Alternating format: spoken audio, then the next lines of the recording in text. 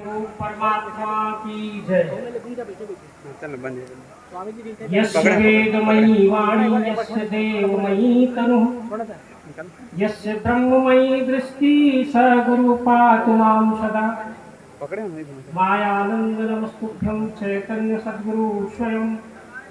नमो नमः अवतार भगवान बुद्ध जी नमो।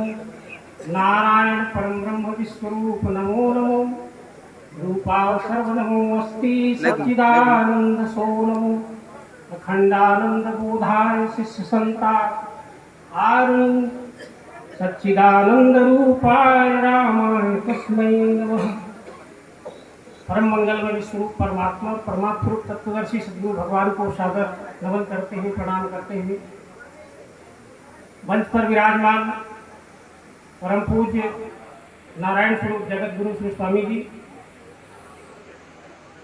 पंचम संचालक जो हमारे प्रेरणा स्रोत रहे हैं, परम पूज्य स्वामी जी को भी स्मरण करता हूँ। यहाँ उपस्थित हमारे सभी ज्येष्ठ श्रेष्ठ आचार्यगण, जिसमें सम्माननीय श्री स्नेहानंद जी हैं और परम पूज्य हमारे चाचा जी तेज नामदेव जी जो विज्ञान महर्षि हैं, यहाँ उपस्थित हैं। साथ ही उपस्थित सभी ज्येष्ठ श्रेष्ठ आदरणीय जन, ग्रामवासी सज्जन, आसपास ग्रामों से तथा विभिन्न प्रांतों से पधारे हुए समस्त आत्मीय जन, परम वंदनीय माताओं बहनों प्यारे बच्चों, सबों का हार्दिक अभिनंदन नमन वंदन करते हुए जो राष्ट्रीय मानस अध्यात्म सम्मेलन है, इसमें इस सत्संग की कड़ी को, सम्मेलन की कड़ी को आगे बढ़ाते हैं। सज्जनों, मुझे जो विषय मिला है रामचरितमानस में भक्ति क्या है, परमात्मा की भक्ति का क्या है, इस विषय पर मैं अपना स्वानुभव प्रकट करूं। तो जनो, जो भी मुझे प्राप्त है तत्वदर्शी सद्गुरु की कृपा से है, जो उनने अवतरित होकर के जो धराधाम पर सर्वांग योग प्रकट किया, जो प्रत्यक्ष वेद है, पूर्व में आप सब सुन ही चुके हैं। वास्तव में भक्ति भक्त भगवंत गुरु चतुर नाम वपुए, तिनके पद बंधन किए नाशक विघ्न अनेक। भक्ति क्या है, भक्त कौन है, भगवंत भी कौन है और गुरु कौन है, ये चारों वास्तव में एक ही महान पुरुष के नाम है। वो अवतार ही होते हैं, भगवान ही होते हैं। भक्ति का यथार्थ स्वरूप तब तक समझ में नहीं आता जब तक गुरु ना हो, सद्गुरु ना हो। भक्ति करने वाले भक्त जो है वो भी भक्ति को कैसे जानेंगे जब तक सद्गुरु ना हो। भगवंत भी, भगवान को भी गुरु के यहाँ जाना पड़ता है। गुरु गृह गयो पढ़न रघुराई, अल्पकाल विद्या से। और सबका आधार है गुरु, तत्वदर्शी सद्गुरु। युगों युगों में जब तत्वदर्शी सद्गुरु आते हैं तब इन सब चीजों को प्रकाशित करते हैं। और ये चारों चीजें एक ही महापुरुष के नाम है, और वो महापुरुष वर्तमान में भगवान श्री नारायण जी चैतन्य है। चारों बातें सर्वांग योग में प्रकाशित है। प्रश्न करने वाले जो महापुरुष हैं सर्वांग योग में, वो स्वयं भगवान नारायण जी है। उत्तरदाता सद्गुरु कौन है, स्वयं भगवान नारायण चैतन्य है। माया ने तो भगवान श्री नारायण जी चैतन्य ने ही प्रश्न किया है, उन्होंने ही स्वयं उत्तर दिया है। साथ ही साथ जो सबसे बड़े भक्त होते हैं वही भगवान होते हैं। जो जिनका कार्य क्षेत्र जितना बड़ा होता है, भक्त के स्वरूप अलग अलग है। जैसे रामचरितमानस के माध्यम से हम सब सुने हैं, जानते हैं कि भक्त के 4 प्रकार होते हैं। राम भगत जग 4 प्रकार, चारों सुकृति अलग उदारा, चहु चतुरन का नाम अधारा। अभी नाम की बात आई थी। चहु चतुरन का नाम आधार। क्यों ईश्वर विचार न करते? चारों के लिए नाम आधार है। लेकिन एक बात और महत्वपूर्ण बात कही गई, ज्ञानी प्रभु ही विशेष ज्ञान। देखिए, भक्तों के नाम हम जानते हैं, भक्ति के बाद भी हम जानते हैं, लेकिन गहराई से इस बात को सोचना, समझना, विचार करना बहुत जरूरी है। क्योंकि वो सूक्ष्म दृष्टि जब तक प्राप्त नहीं होगी तत्वदर्शी सद्गुरु से, तब तक इन बातों पर विचार नहीं होता। तो ज्ञानी प्रभु में विशेष ज्ञान, चहु चतुरन का नाम आधारा। सर्वांगियों की विशेषता देखिए, नाम है उसके आगे जान के बुद्धि ही जान।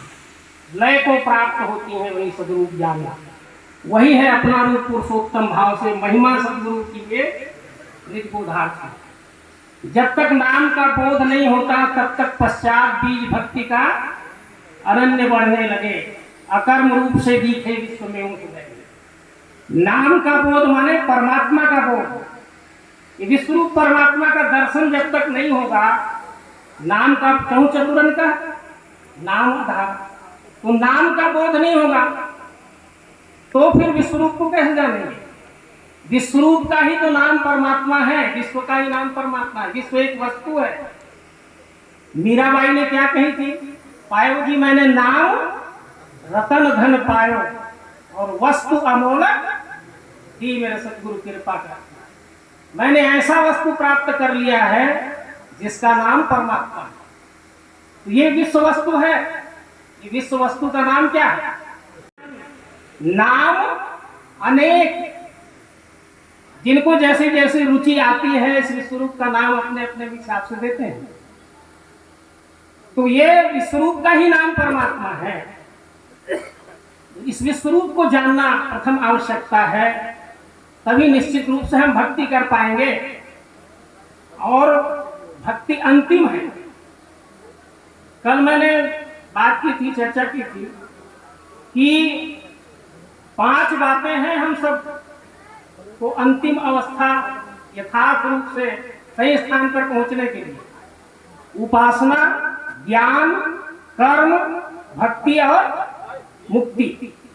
तो उपासना जब तक हमारी ठीक नहीं होगी तब तक ज्ञान ठीक नहीं मिलेगा, और ज्ञान ठीक नहीं मिलेगा तो कर्म ठीक नहीं होगा, और कर्म ठीक नहीं होगा तो ज्ञान और कर्म की संयुक्त अवस्था का नाम भक्ति है। भक्ति भी ठीक से नहीं होगी, और भक्ति में मुक्ति समानी है, जो चाहे सो देख सके अनुभव में छाने। जो अनन्य भक्त होते हैं वो मुक्त ही होते हैं। तो निश्चित रूप से हमारी उपासना ठीक होनी चाहिए। उपासना से ही ज्ञान ठीक प्राप्त होता है।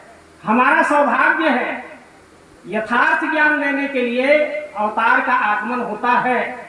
और इस घोर कलिकाल में नवम बुद्ध अवतार भगवान श्री महावीर जी चैतन्य का आगमन हुआ है। उसह काल है यह सतयुग का, क्यों सोया नर जाग रे। रजनी बीत चुकी कलयुग की, संशय सैया क्या।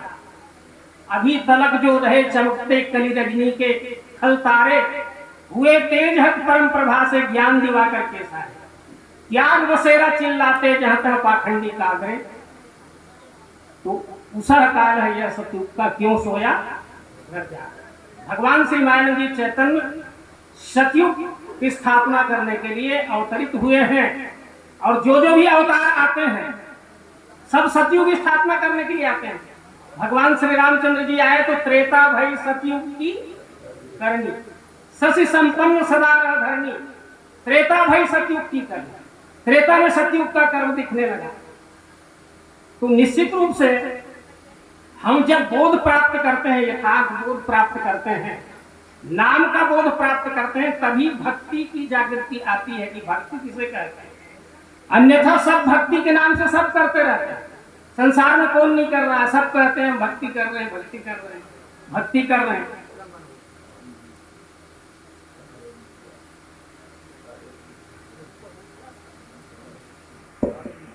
सब कहते हैं भक्ति कर रहे हैं, सब भक्ति प्राप्त करना चाह रहे हैं और भक्ति कर रहे हैं, ऐसा समझते हैं। लेकिन भक्ति अंतिम चीज है। ज्ञान प्राप्ति के पश्चात ज्ञान, वैराग्य और भक्ति, 3 प्रकार की बातें दी गई रामचरितमानस में। नर समान नहीं कौने देही, जीव चराचर जाचर जेही, नर्क स्वर्ग अपवर्ग निशैनी, ज्ञान विराग भक्ति सुख दे। सब जगह ज्ञान पहले, ज्ञान माने विश्वरूप का ज्ञान, विश्वरूप का बोध प्राप्त होता है तो हम भक्त बनते हैं। भक्त का अर्थ होता है एक हो जाना, जुड़ जाना।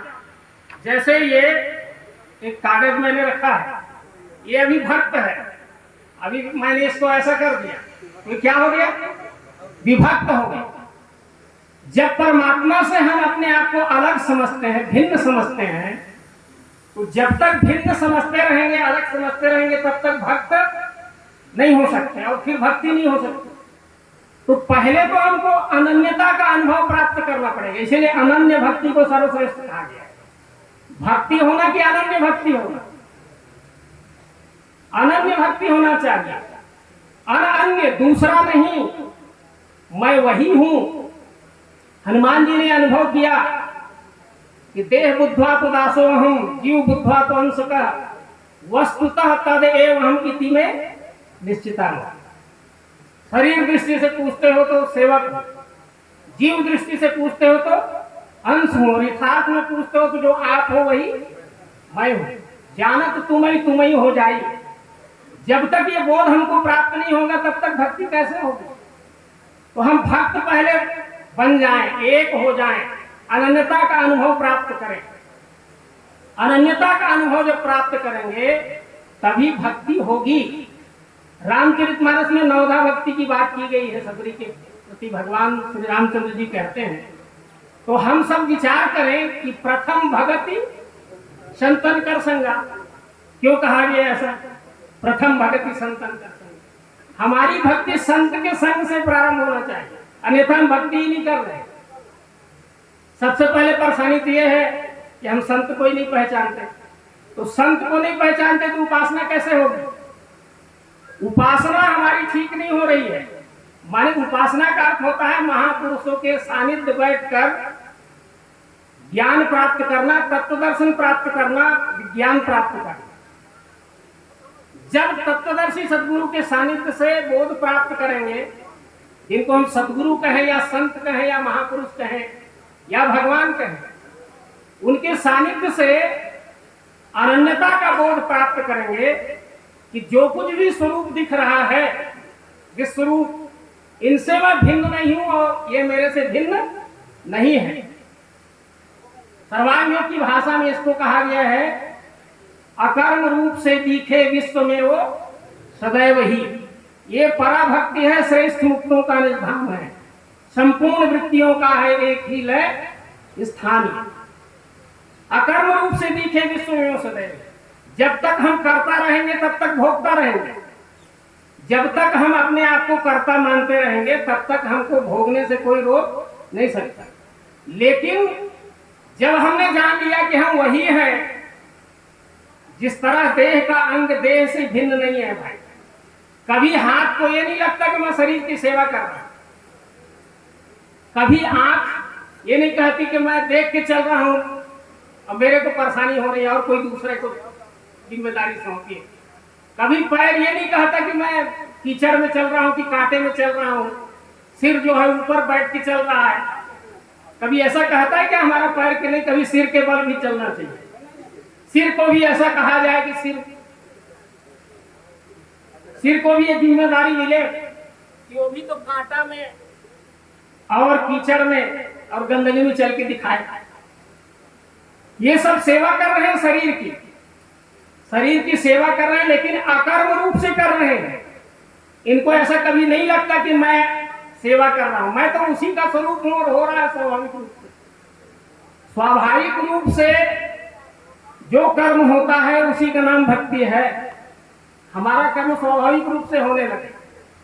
हम जब अनन्यता का बोध प्राप्त कर लेते हैं तब हमको कुछ कर रहे हैं ऐसा महसूस नहीं होता, होने लगता है स्वाभाविक रूप से कर्म। तो इस प्रकार प्रथम भगति संतन कर संगा। हमारी भक्ति संत के संग से प्रारंभ होना चाहिए। संत किसे कहते हैं? इसकी भी परिभाषा है। अस्ति ब्रह्मेति संतम मेनम ततो विदु। किसी को भी हम संत कह दें, आज तो संत घूम रहे हैं, जगह जगह देख रहे हैं, है? लेकिन जाने राम स्वरूप जब तब पावे पद संत। जब राम का बोध हो जाता है, राम के दो स्वरूप हैं, एक अवतार राम और एक विश्वरूपी राम। तो अवतार राम के माध्यम से विश्वरूपी राम का बोध होता है। और एक बड़ी आश्चर्य की बात है, आप सब जानते हैं, आदरणीय जी के माध्यम से भगवान श्री रामचंद्र जी भी भजन करते थे, भक्ति करते थे। किसकी? ईश भजन सारथी सुधा सुजाना विरति चर्व संतोष के पास। किसकी भजन करते थे? भगवान श्री रामचंद्र, विश्वरूप राम की। विश्वरूप राम से ही तो अवतरित हुए हैं। विश्वरूप राम का बोध कराने के लिए निश्चित रूप से अवतार का आगमन हुआ है। और भगवान ये बताना चाहते हैं कि इसी राम का तो मैं भी सेवक हूं। अब गृह जाऊं सखा सब भजहु मोहि दृढ़ नेम, लेकिन सदा सर्वगत सर्व हित जान करहु अति प्रेम। अयोध्या में बैठे बैठे केवल मेरी सेवा करने की जरूरत नहीं है। ये सारा स्वरूप मेरा है, चराचर सृष्टि मेरा स्वरूप है, या चराचर सृष्टि राम का स्वरूप है, विश्वरूप है। तो अब गृह जाऊं सखा सब भजहु, दृढ़ नियम से भजन करना, दृढ़ नियम से भक्ति करना, सदा सर्वगत सर्व हित जानी करहूं अति प्रेम, सबसे प्रेम करना, यही मेरी भक्ति है, यही परमात्मा की भक्ति है। तो भक्ति को कब जानेंगे? जब संत का सानिध्य प्राप्त होगा। और संत कहते हैं राम के यथार्थ स्वरूप को जानने वाले महापुरुष को। सद्गुरु भी उन्हीं का नाम है। अखंड मंडलाकारं व्याप्तम येन चराचरम तत्पदम दर्शितम येन तस्मै श्री गुरुवे नमः। तत्पदम दर्शितम येन, तो तत्वदर्शी सद्गुरु भी उन महापुरुष का नाम है जो विश्वरूप को जानते हैं। तो विश्वरूप को जानने वाले महापुरुष का नाम सद्गुरु है, विश्वरूप को जानने वाले महापुरुष का नाम संत है। तो संत का सानिध्य हमको प्राप्त होना चाहिए, तब दूसरी भक्ति में पहुंचेंगे कि दूसरा रतिमम कथा प्रसंगा। जब विश्वरूप को जाने से नहीं है तो उनके संबंध में जो भी बातें कही जा रही है उसको कैसे समझेंगे? देखिए, गीता में भगवान श्री कृष्ण कहते हैं यो माम पश्यति सर्वत्र सर्वं च मयि पश्यति तस्याहं न प्रणश्यामि सच में न प्रणश्यामि। जो मुझको सब में देखता है। अब देखिए, अर्थ तो हम सब कर देंगे, नीचे अर्थ लिखा भी है गीता में कि जो सब जगह कृष्ण को देखते हैं या परमात्मा को जो सब जगह देखते हैं, और सबको जो परमात्मा में देखते हैं। सर्वभूत स्थिमात्मानं सर्वभूतानि चात्मनि ईक्षते योग युक्तात्मा सर्वत्र समदर्शिनः। सब में परमात्मा है और परमात्मा में सब है। ये अर्थ तो हम कर देंगे, पर जानेंगे कैसे बिना तत्वबोध के, बिना सद्गुरु के? तो सद्गुरु इसका बोध कराते हैं कि सब जगह परमात्मा को कैसे देखना और परमात्मा को सब में कैसे देखना। ये बोध हृदय में प्राप्त होगा, तभी दूसरा रतिमम कथा प्रसंगा। फिर सब प्रसंग तो उसी के हैं, जो कुछ भी है सब उसी के प्रसंग है।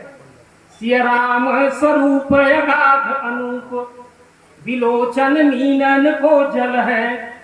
श्रुति राम कथा मुख राम को नाम ये पुनि राम ही को थल है।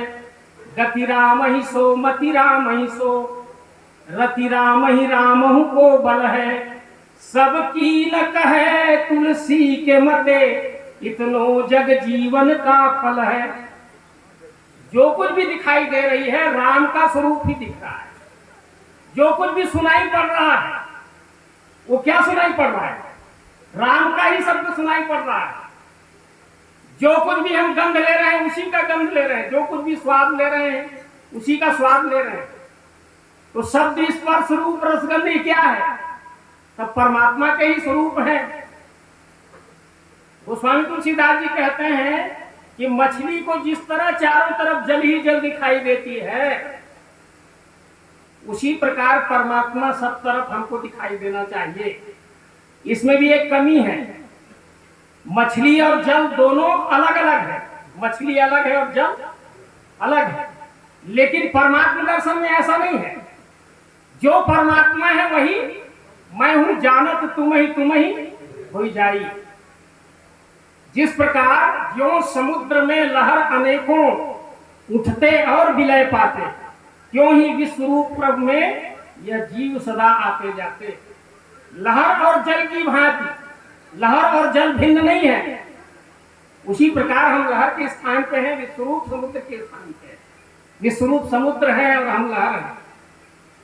तो हम लहर हैं ये कम से कम जाने, हम पानी ही है ये कम से कम जाने। तो ये बोध प्राप्त होगा तो दूसरा रतिमम कथा प्रसंगा हो जाएगा, कहने की जरूरत नहीं पड़ेगी। जो कुछ भी स्वरूप है उसी का है, और जो कुछ भी कथन किया गया धर्मशास्त्र के रूप में, धर्मशास्त्र बोध के बाद लिखे गए हैं कि पहले धर्मशास्त्र लिखे गए फिर बोध हुआ है। तुम कहते पुस्तक की लेखी, कल चर्चा हुई थी, मैं कहता हूं आंखों देखी। धर्मशास्त्र बाद में लिखे गए हैं, इसलिए धर्मशास्त्र की आवश्यकता वास्तव में महापुरुषों ने कहा है, यदि परमात्मा को जान लिया गया तो धर्मशास्त्र की आवश्यकता नहीं है, और परमात्मा को नहीं जाने हैं तो भी धर्मशास्त्र की आवश्यकता नहीं है, क्योंकि धर्मशास्त्र को समझ नहीं सकते। तो एक क्या है कि हमको पुष्टि प्रदान करने के लिए, चूंकि हम ये चाहते हैं कि जो कुछ बात कही जा रही है वो महापुरुषों की क्या विचार है, ये मिलान करके देखने के लिए धर्मशास्त्र की आवश्यकता है। अन्यथा धर्मशास्त्र को पढ़ करके हम परमात्मा को नहीं जान सकते। परमात्मा को जानने के लिए तत्वदर्शी सदगुरु की आवश्यकता है। तो तत्वदर्शी सदगुरु अर्थात संत या महापुरुष या भगवान जब बोध हमको प्रदान कर देते हैं तो गुरु पद पंकज सेवा तीसरी भक्ति अमान। तीसरी भक्ति में मान अभिमान छूट जाता है। मान अभिमान देखिए, आज हम देखते हैं जितने बड़े ज्ञानी होते हैं उतने बड़े अभिमानी हो जाते हैं। ऐसा कारण क्या है बताइए? जितने बड़े ज्ञानी हम देख रहे हैं सब अभिमानी होते जा रहे हैं, जबकि यहाँ क्या कहा गया है? तीसरी भक्ति अमान। मान अभिमान छूट जाना चाहिए, चाहे शरीर का अभिमान हो, कुल का अभिमान हो, जाति का अभिमान हो, पंथ का अभिमान हो, विद्या का अभिमान हो, या फिर पद का अभिमान हो, सारे अभिमान समाप्त होने चाहिए। तो ज्यों ज्यों हम ज्ञान प्राप्त कर रहे हैं त्यों त्यों अभिमान समाप्त हो रहा है। इसका अर्थ है क्यों तो हमारा अभिमान बढ़ रहा है। इसका अर्थ यह है कि हमने ज्ञान को प्राप्त किया ही नहीं। ज्ञान को जब हम प्राप्त करेंगे, विज्ञान को हम प्राप्त करेंगे, दर्शन जब हम प्राप्त करेंगे, तब हमको यह समझ में आ जाएगा कि विश्व रूप के समक्ष जो है हम क्या हैं। हम तो उसी के अंश मात्र हैं। सेवक सेव्य भाव बिनु भवन करिए गुरगार। ये सेव्य है हमारा, हम सेवक हैं।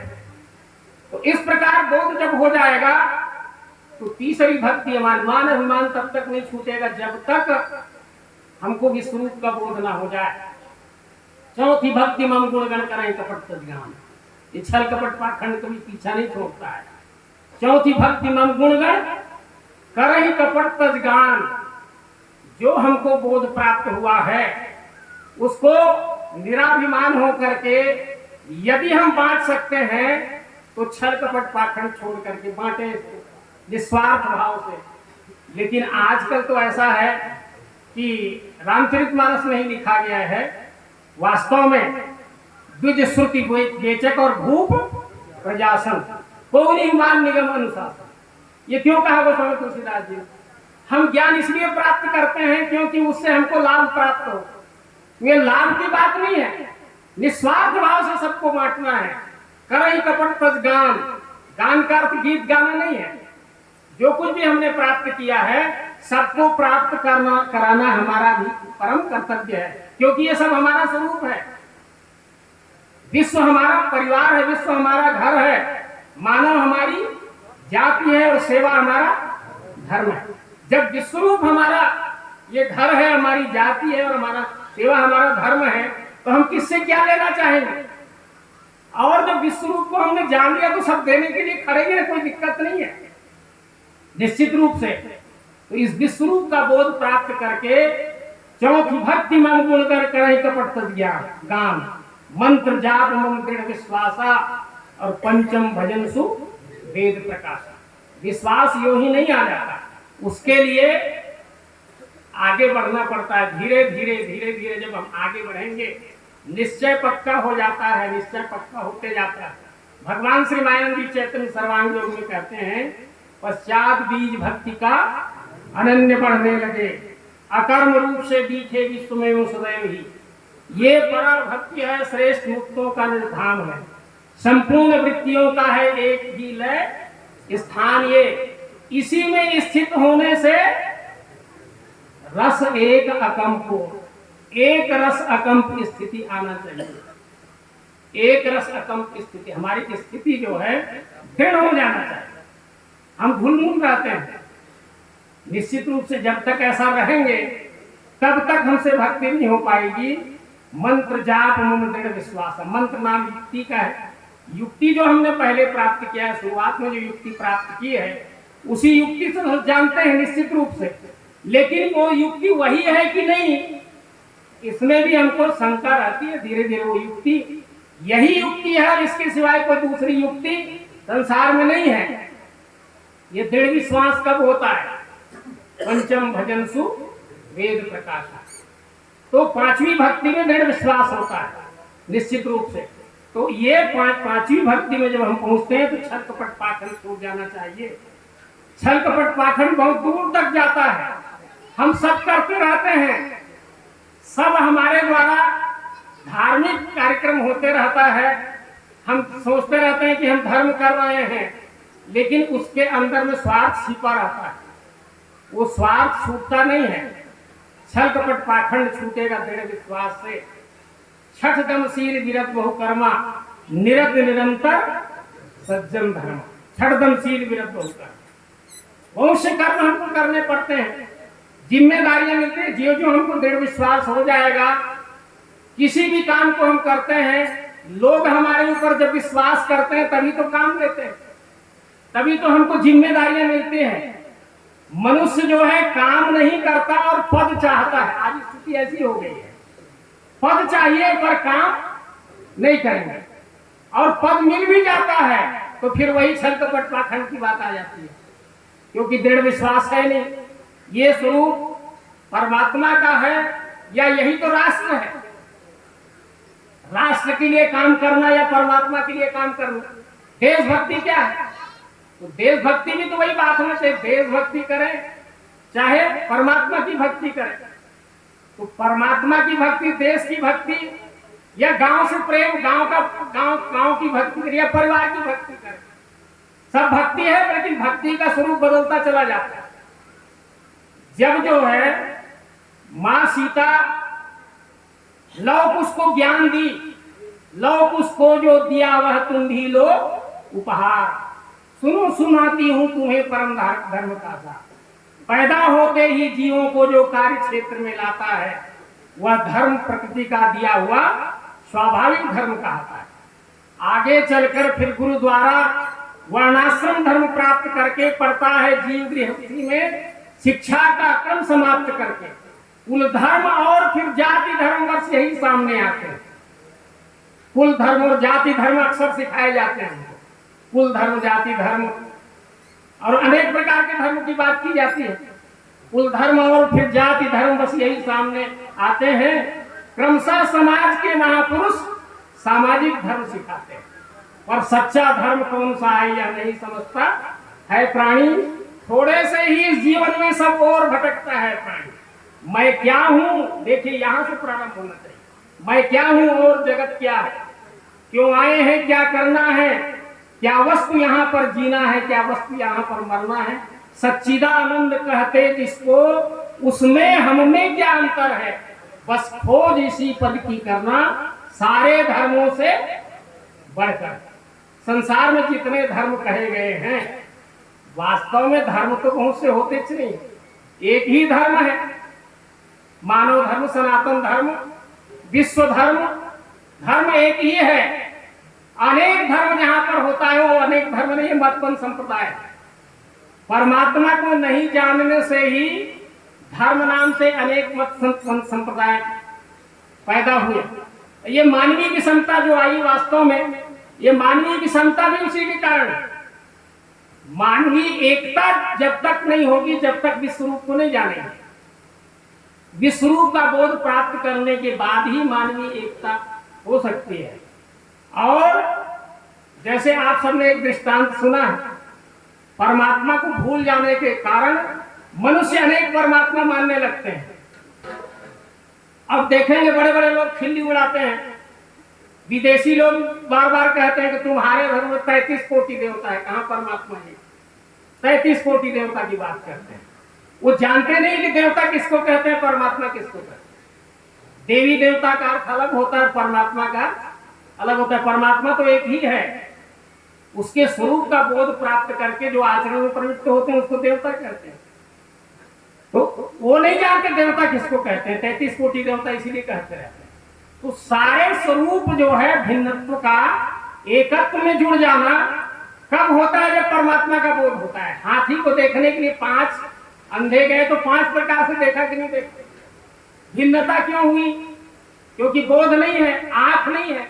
आंख नहीं है का मतलब ज्ञान नहीं होने से भिन्न भिन्न प्रकार परमात्मा को देखते हैं।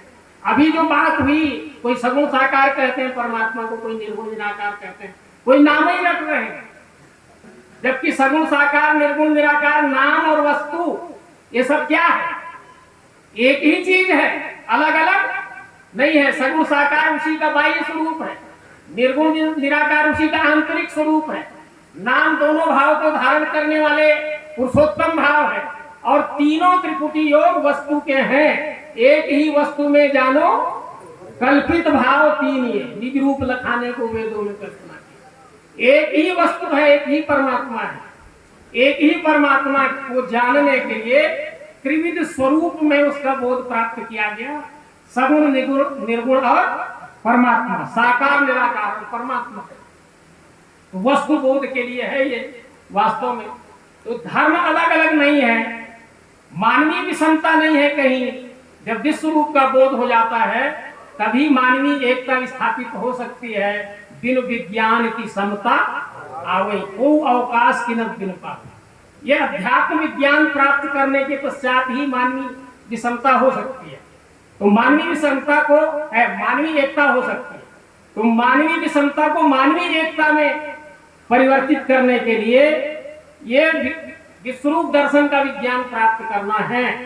छठ दमशील गिरत बहुकर्मा, निरत निरंतर सज्जन धर्म। सारी इंद्रियों और मन को नियंत्रित करने की जो क्षमता आती है, हमारे मन, कुछ ज्यादातर प्रश्न ही पूछे जाते हैं, मन को नियंत्रित कैसे कर सकते हैं? मन इधर उधर भटकता रहता है। अर्जुन का भी यही प्रश्न था, मन चंचल है कृष्णा न्यायी दृढ़ शक्ति का, असाध्य रोकना इसका दीखे है वायु समझिए। तो निश्चित रूप से इधर उधर भटकते हुए मन, और मन का साथी क्या है? इंद्रियां। तो इंद्रिय को घुमाने वाला मन है, वो घूमता रहता सब इधर उधर। लेकिन ये मन और इंद्रियों को वश में तब हम कर सकते हैं कि जब विश्वरूप दर्शन उपासना हमारा ठीक हो गया, तो छठ दमशील विरत बहुकर्मा, निरत निरंतर सज्जन धर्मा। हमको अनेक कर्म करने के लिए जो अधिकार मिलता है, तो अधिकार ज्यो ज्यो मिलता है मनुष्य को, ज्यो जो प्रभुता पाई काहे मद नहीं, हम सब ने पढ़ा। जो जो अधिकार मिलता है तब तक मनुष्य अहंकार में चूर होता चला जाता है। लेकिन विश्वरूप दर्शन के साथ जब हमको अधिकार मिलता है तो अधिकार का सही निर्वहन इस विश्वरूप दर्शन के पश्चात ही हो सकता है। 4 ही अधिकार तो होते हैं, शिक्षा के या रक्षा के या व्यापार के या श्रम के। 4 प्रकार के अधिकार हमको मिलेंगे। तो चारों अधिकार में सही काम वही कर सकता है जो विश्वरूप दर्शन को प्राप्त करके छठवीं भक्ति में पहुंचता है। छठ दमशील विरत बहुकर्मा, निरत निरंतर सज्जन धर्म। क्योंकि वो अपने से ऊपर अवतार के चरित्र को देख करके, अवतार के ज्ञान गुण कर्म को देख करके प्रेरित होकर के काम करते हैं। इसलिए निरत निरंतर सज्जन धर्म। और सातम समूह मैं जब देखा। यहां तक हमारी दृष्टि कहां पहुंची?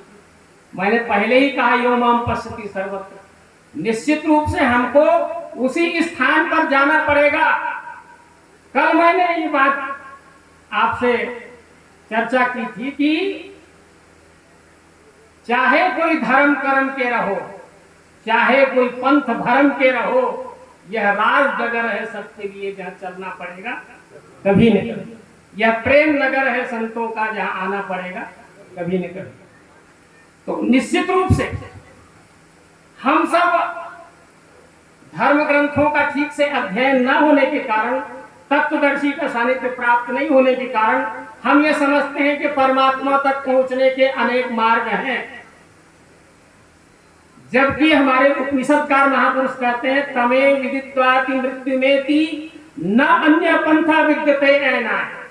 परमात्मा तक पहुंचने के अनेक रास्ते नहीं हैं, एक ही रास्ता है जानना। जैसे हमको खापा ग्राम आना है, उदाहरण देते हैं लोग, किसी भी रास्ते से आ सकते हैं, उत्तर दक्षिण पूर्व पश्चिम, ऊपर से भी आ सकते हैं। तो परमात्मा कोई स्थानीय चीज है क्या कि जहां हमको जाना है? अरे जहां हो वही परमात्मा है, और यहां तक कि हम भी उसी के स्वरूप हैं। तो परमात्मा में आना जाना नहीं, इसलिए रास्ता की जरूरत नहीं, जानना ही है बस।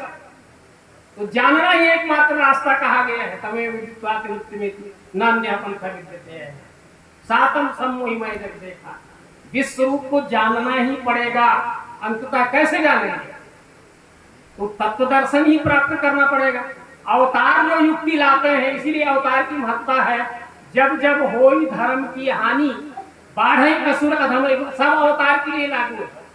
धर्म की ग्लानि होती है तब अवतार आते हैं, विश्वरूप दर्शन कराते हैं, वही तो एकमात्र रास्ता है। तो सातम समूह में जब देखा होगा तो आठों जथा लाभ संतोषा। आठों जथा लाभ संतोषा का अर्थ है चाहे सुख प्राप्त हो चाहे दुख प्राप्त हो, हर स्थिति में परमात्मा स्वरूप ही है सब।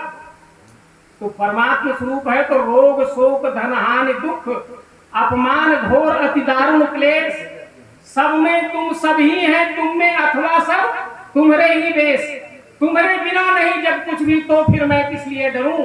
और मृत्यु रूप धरी यदि आओ तो चरण पकड़ सानंद बनूं। ये भक्तों की स्थिति है। हर स्थिति में पहाड़ दुख का टूटे ये स्वर्ग सुख आए, ज्वार भाटा हो समुद्र में भूमि धस जाए, तूफान क्या करे जब तुम हो कर्णधार मेरे, सदा प्रगति रहे आ गए पहचान है। जब विश्वरूप का पहचान होता है तो सुख दुख लाभ हानि जय पराजय कुछ भी नहीं बिगाड़ सकता है।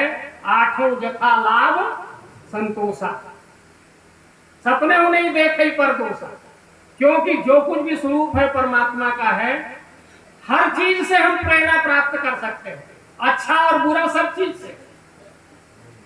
नवम सरल सब सन छलहीना, मम भरोसे ही हर्ष न दीना। क्योंकि परमात्मा ही है तो हर्ष होना और दुखी होने की बात नहीं है। विश्वरूप को जानिए, विश्वरूप को जान करके ही भक्ति हो सकती है, भक्त बन सकते हैं, दूसरा कोई उपाय नहीं है। इस प्रकार ये विश्वरूप दर्शन की लाइट में, विश्वरूप दर्शन के प्रकाश में हमको जो भक्ति का बोध होगा वो इस प्रकार होगा। निश्चित रूप से इसी रास्ते को प्राप्त करके, ऐसे ही बोध प्राप्त करके हम परम सुख शांति प्राप्त कर सकते हैं, दूसरा कोई उपाय नहीं है। इन्हीं शब्दों के साथ मैं अपनी वाणी को पूर्ण विराम देता हूँ। सबने मुझे शांतिपूर्वक सुना, इसके लिए सबका सादर आभार और परम पूज्य स्वामी जी को सादर नमन प्रणाम करते हुए अपनी वाणी को पूर्ण विराम। बोलिए सद्गुरु भगवान की जय, विश्वरूप परमात्मा की जय, सनातन धर्म की। बहुत बहुत धन्यवाद श्रद्धे। कहा भी गया है कि अभिमान में तीन गए लोग, रावण कौरव कंस। और भक्ति की बात है कि कहा गया है कामी क्रोधी लालची, कामी क्रोधी लालची इनसे भक्ति न होए, और भक्ति करे कोई सूरमा जाति वर्ण कुल खोए। ये सारी चीजें होनी पड़ती हैं। तो अब हम आशीर्वचन के लिए मंच पर सदगुरु आसन पर विराजमान हैं हमारे परम पूज्य